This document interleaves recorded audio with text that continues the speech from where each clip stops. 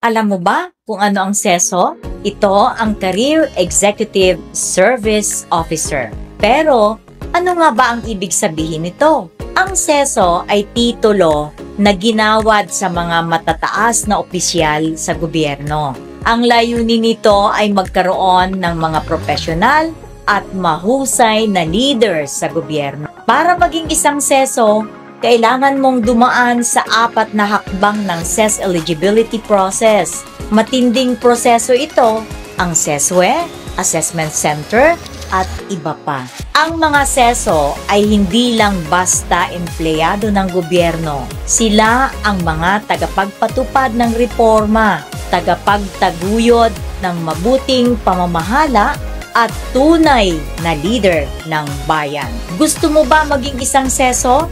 Visit our website for more details.